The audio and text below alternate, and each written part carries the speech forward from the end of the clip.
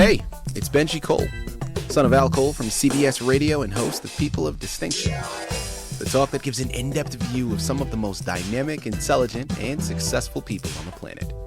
Run to our website, peopleofdistinction.org for more info, or you can always email me directly at benji@alcoleenterprises.com. And on the line with us today, we have Edmund A. Wise Jr. We'll be discussing his fantastic book, The Faithful and the Damned, Demon of the Swamp, available for purchase through Amazon as well as barnesandnoble.com. And guys, Edmund was brought to our network, People of Distinction, today by some of the best movers in the business. Author Reputation Press Publishing. So if you have a book that you'd like moved, well, give yourself the best gift you could possibly give and contact ARP. You can find out more information on them at authorreputationpress.com. So without further ado, let's jump right in. Edmund, first and foremost, welcome to People of Distinction, and thank you so much for being a guest. How are you, man? Thank you, Benji. Oh, I'm great. How are you? I'm wonderful, man. I'm wonderful. I have my health. I have my family, my loved ones. I can't complain. I mean, technically I could, but I'm not gonna. Okay. So, Edmund, I'm wonderful, man, and it's a pleasure having you on the network with us. And listen, I know we have so much information to cover pertaining to the book, but let's hold off slightly. Start by telling our listening audience a little bit more about yourself and your background, please. Okay. Well, I'm an English teacher at Brockton High School, which is a small city here in Massachusetts. I've been doing that for 22 years. I also have a master's degree in clinical psych. I have a family. I have a wife and two sons. They're 29 and 26. And I've spent a lot of my life exploring different avenues. I've done sales, and I've done the financial end of things, and I've dabbled in art. And, so I've really tried to get a wide bunch of experiences throughout my life. But the book writing is something that has been near and dear to my heart since I was a kid. The original inspiration for the book, for me to be a writer, was Stephen King. I started reading him when I was in grade school, and I remember being about 13 and realizing that he was making a living doing that. And I was like, wow, people can write books and get paid. Listen, I mean, he's a fantastic one to emulate, right? And he's a fantastic inspiration. And, of course, he's been doing it for so long, right? And we know how valuable he is to the literary world and even branching over into the silver screen. I mean, maybe not him in particular, but his stories have made it there. So it doesn't get much bigger than that. And that's a wonderful person to steal inspiration from. And, Edmund, what I was going to say really quickly, just so we don't brush over this fact, I'm going to take the opportunity here, man, because I had a very brief stint in education. My listening audience is aware of this. Initially, during graduate school, of course, I taught college for 3 years. And for the first year outside of graduate school, I taught fourth graders. And I absolutely loved it. It was wonderful. Well, my fourth graders, I loved. College, I have my pros and cons, but that's another discussion. But education is something that I've always valued, very, very much so. And a very good friend of mine, she is a high school teacher now. She's been teaching for about 15 years, and we've had so many discussions about the education system. And again, a lot of pros and cons going into that in and of itself. But the main point that I want to say is educators are never given the amount of credit that they deserve for all of the work and the many hats that they have to wear. Okay, because we know that you may be an English teacher, but listen, there's some days where you have to be a therapist. There's other days where you have to be a referee. There's other days where you have to be a friend, so on and so forth. And educators are so undervalued, I feel, in our society. So let me take this opportunity to thank you for all of the fantastic work I'm sure that you have done and continue to do, helping shape and mold the minds of future generations, man. It's absolutely imperative, and we thank you for that. Thank you, Benji. Of course. Appreciate it. Edmund, without further ado, let's not wait any longer, man. The Faithful and the Damned, Demon of the Swamp. Tell us a little bit more about your book. That book is a story, the classic good versus evil story. About a demon princess being freed from her prison, where she's been for centuries, and when she gets out, she's got a mission to accomplish. She has to get her father from his prison. And then if that happens, then the world's going to be in great peril. And where she has to make this happen is in a swamp in Massachusetts. So the story takes place in that swamp in a neighboring town, Claremont, Massachusetts. And while she's in the process of getting her offspring ready to accomplish her goal, there are other characters in the book, a folklorist, a retired folklorist who's approached by a legendary bard from Scandinavia, Callus and the Enchanter. And he brings him 3 books, and those books are to be interpreted so he can cast a spell and get to the fabled land of Avalon. And that's where he's going to find the hero that's going to save the day. But while that's going on, the demons are doing their thing, and they disrupt life in Claremont. And the people of Claremont get dragged into this basically terrible, horrific set of events that happen. And one family, the Velazquez family, they have a small boy who is a particular interest to these demons because they've had a prophecy that he could be the one who stops them. So the book is about evil trying to undo good. It's about characters who were never going to pursue the life of being heroes, but get brought in, not because they wanted to, but because life forced them to become heroes. And in their average, everyday life are now stepping up and having to find the heroic in themselves and combat this evil. Yeah, I mean, that's a brief overview of the story. Absolutely. That's more than enough, Edmund. Appreciate that. Thank you very much. I mean, that definitely gives us a very clear idea of what to expect. Next concept I want to go into, Edmund, and you've already started to with the very first answer when you were talking about inspiration and Stephen King being one of them for you. Now, I'm curious because, of course, like so many other writers out there, I mean, Stephen King, again, he's on that Mount Rushmore, per se, right? And so many people utilize his work as inspiration. Now, growing up, because I used to read Stephen King. I was a big Edgar Allan Poe fan, right? I mean, I loved horror, and Edgar Allan Poe was right up my alley. And I remember being in junior high, carrying around like a complete works of Edgar Allan Poe, and it was fantastic. Yeah. Now, even though I loved it and I dabbled in writing, but let's be honest, I wasn't very good, so I didn't continue with it. Now, I'm curious, when it comes to the inspiration for you, Stephen King was a writer that inspired you to do so, but were you writing all while you were doing this as well? So it was always a hobby of yours that you were already continuing, and then it culminated into this book. Talk to us about the inspiration for writing, but then also the inspiration for The Faithful and the Damned. Yes. So I used to have very vivid dreams as a child, and even into my adult life. And I used to tell my friends those dreams. And I used to love to listen to them, and so I became the storyteller of the group. And sometimes I would sit and write them down, and then that would lead me. And I was writing poetry as young as 4 years old. I didn't know that until I became an adult. My mother pulled out this poem I wrote, and I couldn't believe the meter in it and the rhyme. And I'm like, what do you mean I was 4 when I wrote this?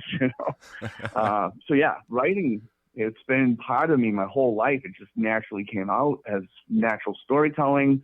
And then as far as writing Demon of the Swamp, that story started from actually a passion for when I started reading Mordred the Author by Thomas Mallory. And I was enraptured by that whole chivalric period and the idea of knights and wizards. And I played Dungeons and Dragons, so that had a bit of an influence, And with Stephen King and other, I used to watch Creature Double Feature, and I used to love watching the monster movies, And I said, wouldn't it be great if I could invent my own monster? I want to have my own monster. Absolutely. So that was the thing that inspired me. In my senior year, I had a creative writing class, and I had to keep a journal, and I still have that journal. And for one of my entries, I wrote a description of my monster, and that became the Demon of the Swamp. And that was the very first thing I ever wrote, the Demon of the Swamp. And then other inspirations, I started using my childhood home as inspiration for some of the elements of the book. And I started writing about a little place we called the Swamp, which was basically a mud hole about 30 feet long. We used to hang out there and call it the Swamp. We say, hey, let's meet at the woods. And the woods was like a hill, but basically somebody's backyard. Again, about a quarter of an acre large. We called it the woods. And all of that was inspiration for this idea for Demon of the Swamp. I love it. I love it. Edmund, listen, man, everything that you're saying, so much of it is very nostalgic for me. Again, being a New Englander myself, we would do similar things like that, right? I mean, I've spent time in Brockton. Of course, I'm very familiar with it. But I'm from Providence, and I've spent time in Providence, Pawtucket, Central Falls, all of them. And we had our own versions of that, right? Where it was like this little area where, friends and I, we would go and hang out, and all of that is wonderful, man. And I love hearing it so much. Guys, again, here on the line with Edmund A. Wise Jr., we're discussing his wonderful book, The Faithful and the Damned, Demon of the Swamp, available for purchase through Amazon as well as barnesandnoble.com. Edmund, next question that I love to get into. So we talked about the book. We know about the inspiration behind it. I'm curious, in addition to your imagination, in addition to your experience, what type of research did you do in preparation for this book? I went and read T.H. White's The Once and Future King. I read all the books by Marion Zimmer Bradley on the Mist of Avalon. And I dug up anything I could on the period. And I even looked into actual anthropological work and archaeological work in proving the existence of a real author. And then I also studied ancient history. That was actually my minor. And, I learned that, the way they painted a king in those books was not the way a king really was back in those days. Mm-hmm. So I tried to blend, the literary with the more real, gritty truth, what would be when I designed my King Arthur. To understand the other characters in the book, like Taliesin, and some characters that I bring into the story in Avalon. I studied many different cultures. I read a lot of philosophy. Designed my world that the Baileys go to around the ideas of Avalon, but also around various different cultural ideas of a fantastical world that people think of when they think of fairies and the guardians of a mystical nature. So, yeah, I did a lot of research on that sort of thing, including studying Holy Scripture. Both I've looked at many different cultures, ideas of religion, as well as Christianity. And there's a lot of themes in the book that delve into morality and religion and finding, your belief system and that sort of thing, which Absolutely. Comes out a lot in this book. Edmund, who would you say is your target audience? It's funny. When I first wrote this book, I honestly thought it was going to be popular with the 25 to 40 crowd. But in the time that it's been out, it's been most popular, I've been learning, with the over 50 crowd, which surprised me at first. But then when I really went back and looked at it more closely, I got it. Because like I was saying, this book is about people who have made some mistakes and have to come to a realization that, life is short and that the people that matter, we have to win them back, or we go through life for no purpose. And I think a lot of people, now that I myself am 55 years old, I really get it. We're at a point in our lives at this point when you're 50 plus where you want the people that you care about to be in your life and you want them to know you love them. Mm-hmm. And sometimes you lose sight of that when you're young and you're chasing your dreams and your goals and got all these personal things you're trying to accomplish. But the older you get, the more you're really thinking about the family unit and the people that matter most to you. Absolutely. I mean, it makes perfect sense. I mean, the older you get, things start to slow down more. right? And, I can definitely attest to that as you go. Next question, as we start to tie up this wonderful interview, Edmund, what's next for you, man? What's on the horizon? Is there a sequel to this book? Do you have other ones in the work? Talk to us about what's on the horizon. What's to come? There is a sequel going to be coming. In fact, probably be more than one. But there's definitely a sequel coming. The way my book ends, it definitely leaves you believing there's going to be a sequel coming. But it wraps up nicely, too. I do a good job wrapping up this storyline, but the storyline leads itself to something else. And yes, and that next story goes even more into a different world and a more magical aspect of reality than the first book did. So the first book takes place really here and now in the world we all know. The next one is more in another world than in this one. But yes, sequel coming. There you have it. There you have it. Last question here, Edmund. I would be doing my listening audience a severe disservice if I didn't close out with this one. Okay. Now, you are someone that has been writing all your life. You have this book that you published, and as you just stated, there is definitely going to be at least a sequel. There might even be a series that gets developed, and we're really looking forward to them, of course. But I want to take this opportunity, someone that is now clearly a bona fide author. You've written the book, but you've also gotten it published. And anyone that has been through the process understands that writing the book is only half the battle.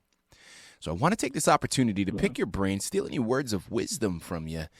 For any new writers, someone just starting out that's listening in right now, Edmund, what words of wisdom would you like to relay to them?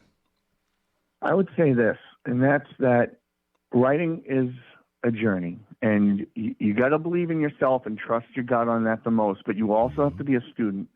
Always be a student, always be willing to learn more, and always be willing to take good critiques and be able to listen to someone's critique and go, I'm going to take some of that, but I also am going to stick to the core of what I felt made this work. And just be willing to, push forward even when you are being rejected and you're being told that, maybe you're not good enough. It's always not for every person. It's absolutely good enough for you, then it will be good enough for someone else. I love it. I absolutely love it. And guys, isn't that just great advice for anyone? I mean, of course, it's directed primarily for writers, but that is wonderful advice for life in general, right? I mean, I've always been someone, and it's fantastic advice, man. I love it. And I think it was something that initially started for me as almost like a survival kind of technique thing, right? And I was definitely faking it until I made it. But as I've gotten older, I've understood the power of my mentality, right? And the power of my perception.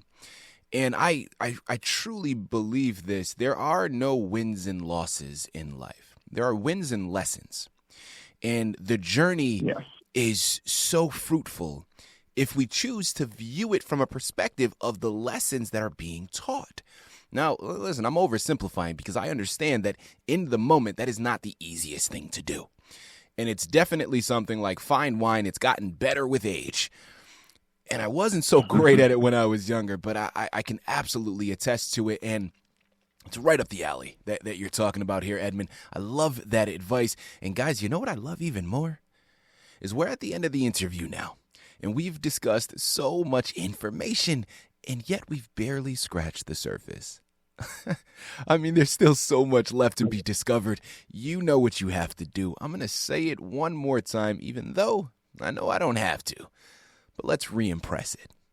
Here on the line with Edmund A. Wise Jr. We just finished discussing his wonderful book, The Faithful and the Damned, Demon of the Swamp, available for purchase through Amazon as well as barnesandnoble.com.